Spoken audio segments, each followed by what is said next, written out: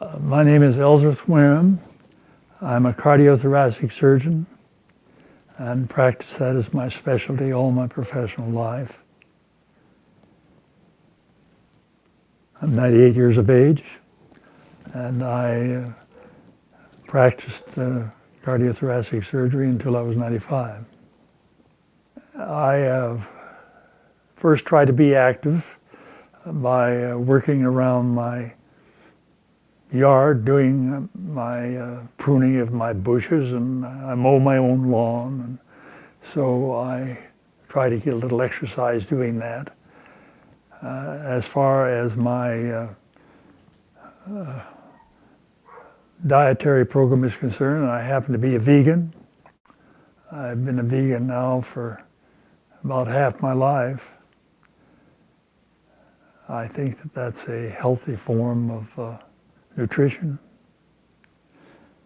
I try to maintain a calm approach to the problems of life and not worry and fret over problems that come along.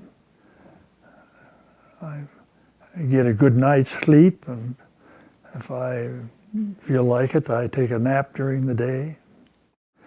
So I really try to be calm, as careful as I can in preserving what energy I have. I quit work when I was 95. And because of this, of course, I attracted some publicity from the National Geographic. And incidentally, the people I work with very much wanted me to continue, but I felt I should spend a little more time at home with my family. I could be working right now. I could do anything that I did then, and I'm now 98. But I picked 95 as an arbitrary time when I would quit.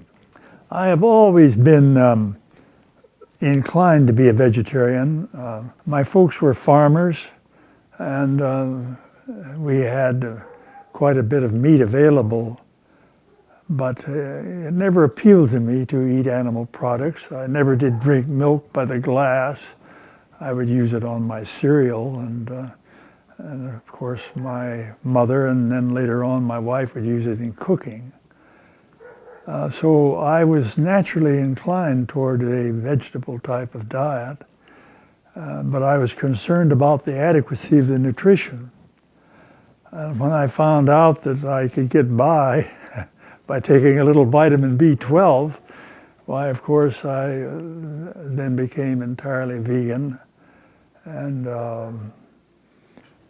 I think that it has been a very fine form of nutrition. It's a little extreme to tell a person who is using flesh foods that you're going to take everything entirely away from them. But I have, when I was in practice in medicine, I would tell the patients that the vegetable-based diet was the healthy way to go, and as much as possible we keep away from the animal products. It has to be something that the person wants to cooperate in, and people are very sensitive about what they eat. Now, you can talk to people about exercising, and you can talk to people about relaxation and good mental attitude and things like that, and they will accept that. But you talk to them about what they're eating, and people are very sensitive about that. If an individual is willing to listen, I will try to explain to them on a scientific basis of how I think it's better for them. I read a statement in the Wall Street Journal last year, I think it was in January of last year, that I thought was quite significant. And it was this, that all tastes are acquired except for breast milk. Now, this means, you see, that if you as a parent will start your child on a healthy nutrition, they'll like it. But an individual, let us say, who is old, even my age, can change their taste buds. Now, there are a lot of people that take too much salt, and their food they think is flat unless they have a lot of salt in it. But if you will diminish the amount of salt gradually, after a while they won't know the difference. And in a matter of 3 months or so, you can do a great deal to change your taste habits if you are willing to do it. If a person is willing to go through the change and give himself time, he will enjoy foods that are healthy for him. As you know, cholesterol is the chief problem you have to be concerned about as far as developing coronary occlusion and coronary disease is concerned. If your cholesterol is under 140, very, very seldom that anybody has a heart attack with a cholesterol of 140. Now, the factors that influence your cholesterol are things that we should know about. And one of the factors is the amount of saturated fat. And most animal fat is saturated, whereas the vegetable fat is unsaturated or monosaturated. So you have to avoid the animal fats. Now, there are those scientists, including Dr. Colin Campbell of Cornell University, that say that animal proteins will also affect your cholesterol, not just the fat. In other words, you pour off the cream off your milk and drink the skim milk. Even the casein of the milk will raise your cholesterol. And then people say also high intake of sugar will affect your cholesterol. So if you can keep your cholesterol under 140, your chances of developing coronary disease are very small. Exercise is beneficial in reducing your cholesterol. But if you're taking in a considerable amount of saturated fat, you can't exercise enough to lower it as much as it should be lowered. The easiest way to get your cholesterol down is to watch what you eat. Now, you can lower your cholesterol by exercise, but I'm talking about, 15 or 20 milligrams per cent, something like that. But if you get on a vegan diet, which is low fat, you can drop it much more.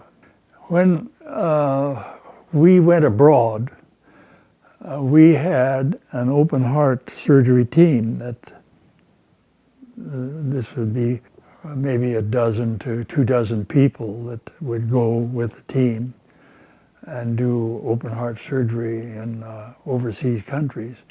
But this was back 50 years ago, you see, when open heart surgery is first starting out. Now, there's no need to do anything like that.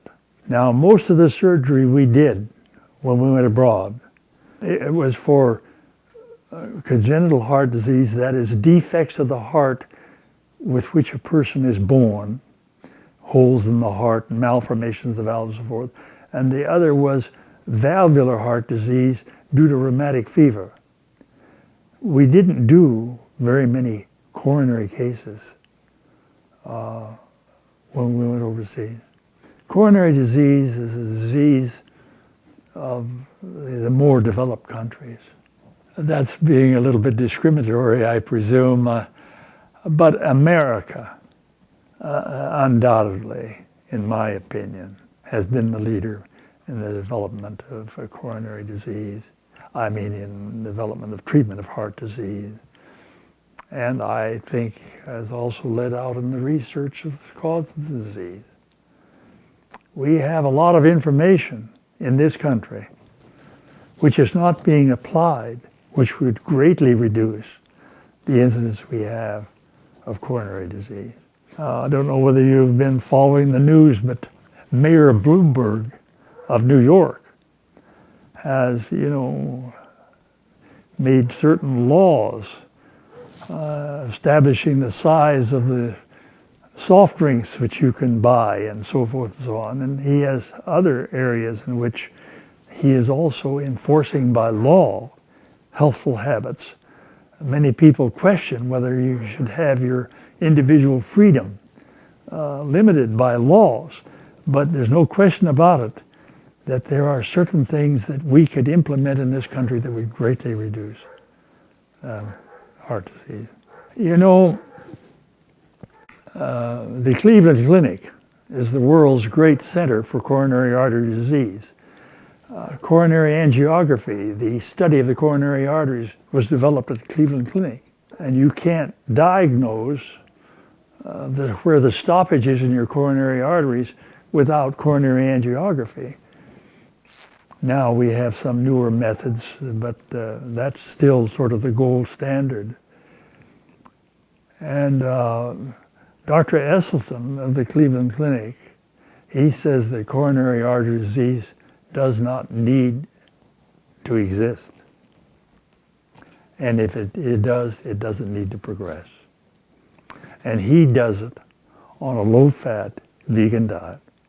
There have been only 2 people in the world that I know of that have demonstrated that they can arrest and reverse coronary artery disease, and they are Dr. Dean Ornish of San Francisco and Dr.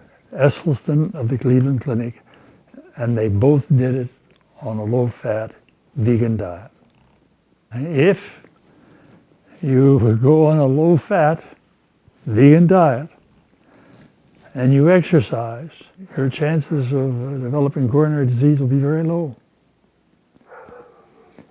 Get that cholesterol under 140, and you can.